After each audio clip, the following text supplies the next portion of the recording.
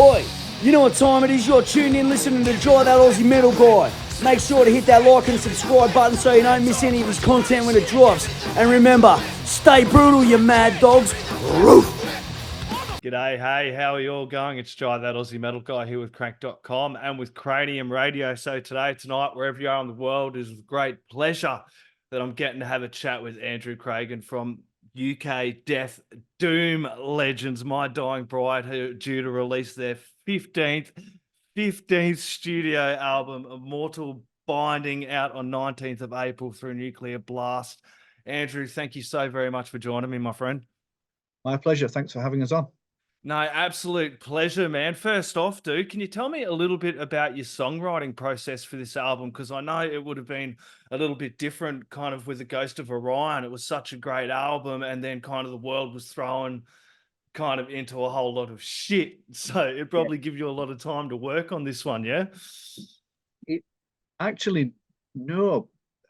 During the recent madness, let's say, the entire energy, if you will, to produce anything positive was sort of zapped out of me. I'm not officially allowed to go into it because it will upset certain people. My fact-finding mission, let's call it. So I had a different view on what took place to a lot of people, sadly, and it hasn't changed. It's actually just got more cemented in I was right. But so during that time, we didn't write a lot, but as the tyranny sort of seeped away and common sense crept back in, we started to write. We crept back out, if you will. We kind of sort of, like everybody, lockdowns were merciless and pointless. But we crept back out after that. I didn't write during that at all. It was a bad time, and it's something I hope we never have to sort of, hopefully this should have woke a lot of people up to what's going on. So for the band, we didn't start really sort of shaking our limbs and getting back into things till around October 2021. It took some time to sort of creep back, but then we didn't actually rehearse until June 2022. Wow. So it took some doing. Yeah, I mean, it took some doing, but once we were back at it, we rehearsed, and so the writing, once we were sort of free of being locked down, I mean, because we didn't really pay attention to lockdown, a lot of the band anyway, we just went to rehearsal and so we, and so be it. So when we got to rehearsals, proper rehearsals, we really caned it, as we say, and we were rehearsing 2 or 3 times a week. Bearing in mind we all have normal jobs as well, so this is after work and on weekends. And the plan was, I think we were probably relieved, as you can imagine, to be back out again, and relieved that we were allowed to, and somewhat surprised that we'd had all that taken from us, I suppose, as well. Yeah. So we just wrote, we went back to basics. We said, my idea was, and I sold it to the guys and girls, and said, let's do no frills, no extra musicians, no female vocals, no extra instruments, back to basics, guitars, bass, drums, obviously violins and keyboards because it's MDB, and just do an old-fashioned, I know it doesn't sound old-fashioned, but if you know what I mean, back to basics, heavy metal album, big riffs. We wanted big fucking riffs and plenty of them, feedback, pinch harmonics, all the good stuff, and let it be what it's going to be, with one small caveat on the top of that. So we tried to write riffs that would demand, almost force, death metal vocals, because we're all big fans of that, and I think we may have got away with that as well, because there's plenty on this album. So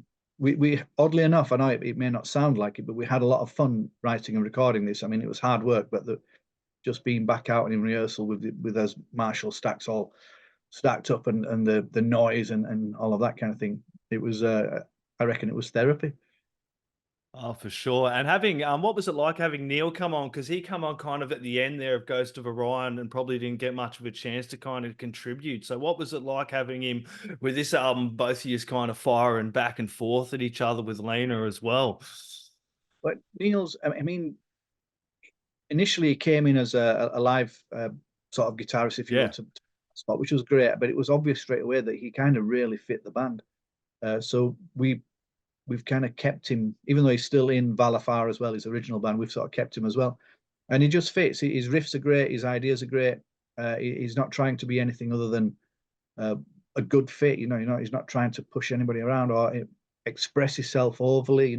He's growing into the band precisely at the speed that you want. We're very lucky there. So when we actually started writing, I found that almost all of his riffs matched what I would do. In fact, some of his riffs sounded like I had actually wrote them already, and we had to have a talk about that. So I'm fairly sure he stole them off me. And he'll back me up on that because he's fairly sure he stole them off me as well when we looked at them closely. I thought, well, fair enough, because I like that riff you've stolen off me.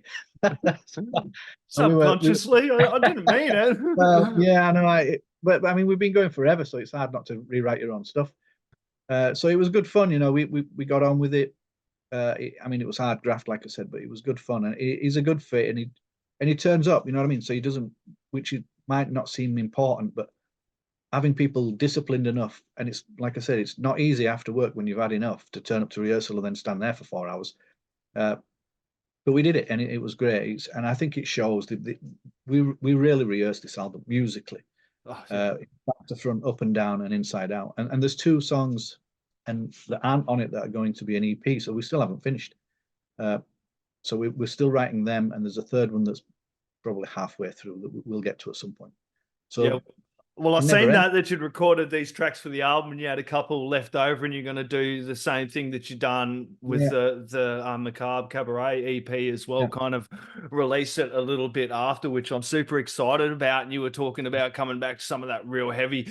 You kind of feel that straight away from Her Dominion, just the opening of the album. You were like, when Aaron just has that big fucking scream, you're like, fuck, yeah, here we go. Yeah, no, I mean, and quite by design, those weren't, I mean, they're not accidental. We knew exactly what we were aiming at there. And the thing is that I kind of based that, and I don't mind saying it, because if you're going to steal from anybody, it might well be Black Sabbath. The gaps in that were basically from War Pigs. The idea of what generals gathered in their masses. Yep. Now, I knew we weren't doing that, but I thought, fuck it, we'll do some big chunky bursts of energy and then have vocals in the gaps. And I couldn't have planned it any better than it came out, which was just obviously when the vocals go across the gap and then the band bursts back in. All right, it's not like Black Sabbath, but that's what inspired it. And I thought, well, no one's going to, it sounds ace to me. Oddly enough, this is an Australian sort of touch. There's a band that where we rehearse, it's all doom metal bands, the heaviest fucking rehearsal room on the planet. It's fucking brutal. And there's a band down there called Son of Boar, young lads. Brutal heavy metal, brutal doom. And when we were practicing that Her Dominion, they were actually saying, "Oh, we've heard your new riff, we've heard your new riff." And they were all shouting Angus in the gap. And I was thinking, no, it's cool. That's not what we're aiming at. Yeah, no, it's a ripping one. Tell us a little bit about that first single off at Thornwyck Hymn. That's a really, really cool track. And why did you go with that one off of the album as the first one? The band couldn't decide which to do, which was a nice problem to have because it meant that they were fairly balanced. So we left it, we pushed it back to Nuclear Blast and said, look, use your marketing mind, because the musical mind here can't figure it out. No one was falling out. It was a very spread affair of this, indecision, let's say. So we left it to them. They obviously went for the short songs. I don't think I would have gone with the Second of Three Bells first, but that's just me. So that's really why we did that one first, based on length and the actual content. They thought it was a good representation of the album. And I mean, they know what they're doing, so we went along with that. The second one, I sort of pushed for this, and we had a bit more of a vote on this one, and Nuclear Blast didn't mind because it's nice and short again. Yep. And again, it doesn't, the Second of Three Bells, as much as I love the song, I don't think it overly represents the album. So people are going to listen to that and then hear Her Dominion or maybe the Apocalyptist and think, fuck me, they're nothing like, so good. But I mean, a bit of bit of variation there. Well, I mean, I guess the answer is the first one was marketing, and the second one is because the band like it. Yeah. So. And you mentioned the Apocalyptist, that has got to be, that's the 11-minute epic on that album, and that's probably at the moment that's the one I've been coming back to. I just I love the whole album, but that track for me at the moment, that's tell us about that one. That's one solo one I keep coming back to as I'm stuttering there. When we rehearse these and when we're sort of arranging them and those kind of things, I come up with fake titles, some which stick and some which don't. And we have like these boards that stick to the wall, and we write the riffs, and it'll say like Candlemass riff ×2, Celtic Frost ×4, Slayer riff ×3, and because we can't, I mean, we're stealing all these ideas off other bands, and it says that, and some of them are ridiculous. I'm not going to say them out loud, but it helps us remember what's going on as we learn the changes, because it takes some time. With the Apocalyptist, I came up with a title, and I wrote it on the board. I said, right, we're going to do this one. I've got some riffs, and I had like 3 or 4 riffs jammed together that worked in order and felt pretty good. But as soon as we wrote the words on the board, you kind of knew you just knew what this song was going to be. You just knew it. There's no way you can not write that song, or in our mind, our world, to that title. Yep. And thankfully it stayed. The Apocalyptist is one I came up with that stuck, and Second of Three Bells is another one. Very, very similar vibe. Not musically, but the way we approached it. And the Apocalyptist is it's kind of like our fuck it, or fuck 'em type of fuck this, our punk song, if you will, because we're not going to follow any rules. Any riff that goes after that riff goes in, and we just keep going till we think it's finished. And that's what we did. And we did almost no arrangements, no dressing of the stone, as we like to say, to tidy it up. And it just kind of fell into place really quite easily, considering its length, and a little bit of a surprise to us all that just how natural it felt finished. Very angry beginning, it's not a somber, elegant, processional march like maybe the second Three Bells is. So we liked it. We thought it was a good clash of culture there almost. Yeah. Yeah, I love it. I love this. That's what I love about doom metal as well, the whole storytelling to it, and people forget what it is a joy. I know I harp on a lot about it, but listening to whole albums, you know what I mean? And like guys like yourself put so much effort into composing the tracks from Herd Dominion right down to Crushed Embers, you know what I mean? And then being able to sit there and listen to that whole album. That's why I kind of love vinyl, because that kind of can still lock you into that listening process as well. You listen to the whole album, you flip it over, you listen to the other side. Well, with these types of albums particularly, I think, let's call us smaller bands that aren't as pop, I won't say pop, but aren't as popular. Yep. So for example, this My Dying Bride is a classic in essence, that we can write anything we like musically, because I'm going to work on Monday just like everybody else. Now, as sad as that might sound, that's probably the doomiest thing I'll say during this interview. Yep, I get it. Regardless, you know what I mean? We're still 33 years in, we're waiting to be an overnight success. We know it's coming. but do you attribute that a bit of your longevity to that as a band as well, knowing what hard work it is and taking it as kind of like this is almost like a second job, dude? You do your 9 to 5 and well, no, I think that's down to the individual person, because we've had people that have been just as dedicated musically and just as, or probably somewhat more talented than myself, quit for various reasons, and at very short notice as well, you know what I mean? So life is strange. I mean, I'm sure we're all familiar with that now. So you can't really say what keeps one person going and another not. I'm into it, and I have times where I think this is the last one. I think I've said everything I can say now, and then you find yourself writing another album and you think, well, maybe I haven't finished saying everything, and so on. But going back to my sort of original point, this type of music that you described is honest, real, normal, just like you, normal, just like the listener people managed to put this together under great stress and great effort and tenacity and dedication. And yet when all we did is show up relentlessly and do it. We're no different. And the idea behind the music is not to be, we're not worried if it, I mean, I prefer it to be a success musically. Yep. And I'm under no illusions that I'm still going to work Monday, regardless of what this fucking record does. Because My Dying Bride's still a massive underground band, but we're big, but we're underground still. We're not U2, we're not Guns N' Roses, that kind of thing, or Metallica and Iron Maidens. And I'm quite happy with that, because ultimately the legacy that we leave will be one of an honest back catalogue of some mistakes, some not, but you can see the people in there. You can see they were real guys and girls.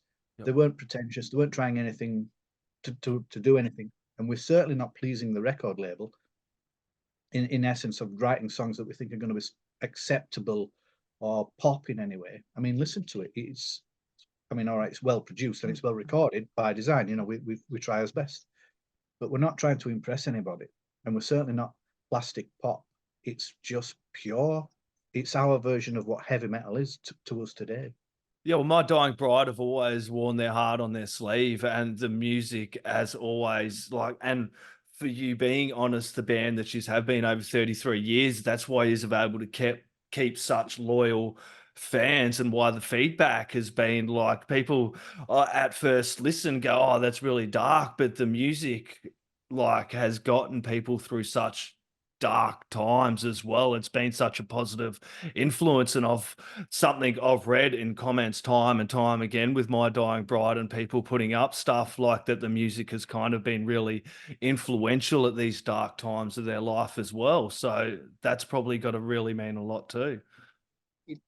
That surprise, we learned that some years ago. I mean, many years ago. Yeah. And that shocked me. It really did, because we were, like, I'm sure you recognize this, we were just drunk kids, and we were just doing it because we were in a heavy metal band and we loved being it, and we'd go do gigs and we'd drink and we'd fuck about and just do all the stupid things that young men do. And then you read a comment, or we would receive letters back then. You know, it was sort of almost pre-internet days, or the internet was fledgling. No one had mobile phones or anything like that. You know, this is how old we are. So we would get natural letters written in biro and those kind of things, of people saying how we saved their life. And we were like, fuck off, what?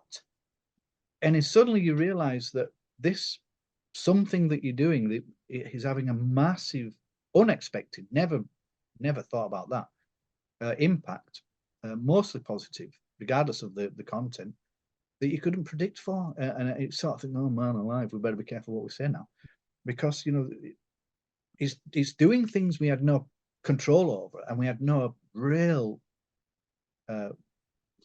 we just didn't expect that no one could have prepared us for that. And this wasn't just one or two. We were receiving quite a few of these.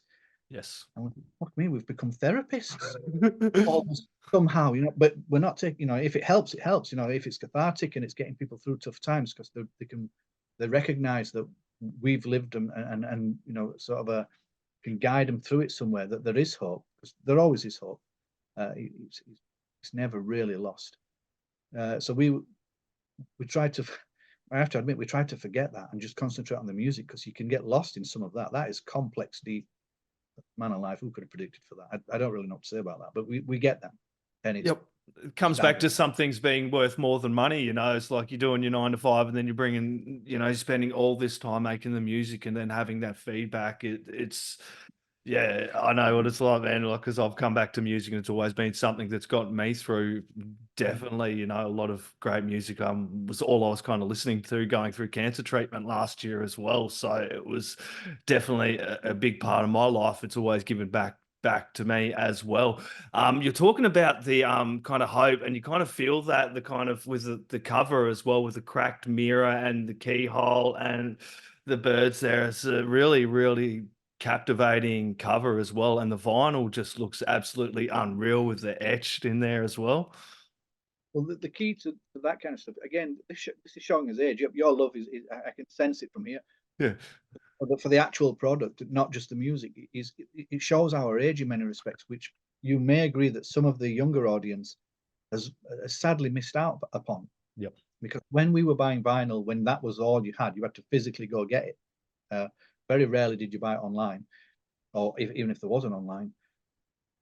The album cover and the whole experience was a joy. Well, I found it a massive joy. You know what I mean? No matter who it was, you buy an album, particularly something like, you know, Number of the Beast. Me and my best friend, who lived next door to me at the time, we spent hours looking on that cover to see if we could find something he couldn't. You know, a tiny little figure doing something, or, you know, the covers were. And it was like the Google as well, wasn't it, Andrew? You'd go, and they'd be thanking bands, and you'd be like, oh, fuck, I've got to go check that one out as well. Because I'm 44 as well, so that's what I'd do. I'd go down to the record store, as you said, and buy the physical copy, open it up, sometimes pick out albums just for the artwork as well. And you're like, oh, that looks beast, go home, and you just... Yeah, because back then we were doing tape trading and we had fanzines. But they were limited, let's say, but regardless of their importance, they were limited. mean, I remember buying Obituaries, Slowly We Rot. All I would do is go down to the death metal section. It was called Bostocks in Bradford, where we lived at the time. And you'd go through, and we only had money for one. You know, there was never like buying 5 or 6. We were just kids, and we'd got a spending money. We would put it together, and we'd buy an album, and we bought it on the cover. And then you play it, and you think, "There's something fucking wrong with this one. What the fuck is that?" But it turns out to be that's what Obituaries sound like. And you go back through and you listen to it a few times. That's the whole thing with listening to the whole albums. You come back and you go, "Oh man, that's my favorite track this week." And then next week you find another one, and you get into some of the deep cuts. And I think the streaming cycles and some of those fucking platforms and the people kind of forget what. Yeah. The attention span seems to be the key. That seems to be the key word. Yes. We didn't have much choice, so we like with Obituary. I mean, and don't get me wrong, I loved it. It took a couple of plays, like you said, but once I figured out what they were doing, and that's those sounds actually meant, oh, fuck me. And the actual song "Slowly We Rot," I think, is one of the best ones anybody. The intro, particularly, it's just phenomenal.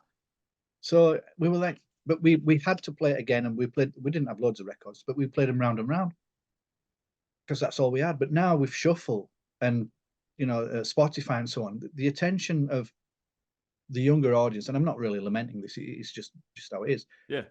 They potentially might miss something that is quality because they're so busy seeing what's next. Whereas I'm not saying they should concentrate on our records particularly because they're long and boring, but so who would?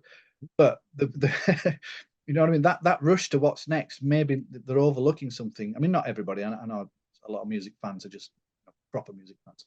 But whereas we were sort of semi-forced into concentrating on records, people get to skip very quickly. And who knows what they're missing? I mean, I think we might be showing his age now. Yes, we are. There's a time to skip and there's a time to listen to the whole bloody album. Yeah. Look, I'm going to let you get another coffee or whatever before the next interview. I know you got a few up. Everybody grab Immortal Binding. It does drop 19th of April through Nuclear Blast. It is an absolute fucking ripper of an album. You guys are just getting better with each album. Any last words, shout outs, thank yous, or anything else you'd like to add in there, mate? Well, I'd just like to thank you. You're doing a very important job. And thank all your listeners for tuning in. I'm sure everybody's very busy. And yeah, if you do get a chance to listen to it, send us a message. We always like them, good or bad. We learn from them all. The final thing is we are obviously trying to get some gigs down there, or depending on which way you look at the globe. But it's tough because we're just regular blokes, just like everybody else. But yeah, so thank you very much. We really appreciate the support, and you are doing a great job. Thank you. Awesome. Cheers, mate. Have a good one. Oi, you're tuned in to Jai That Aussie Metal Guy, so make sure to hit that like and subscribe button so you don't miss any of his sick content. And remember, stay brutal, you legend.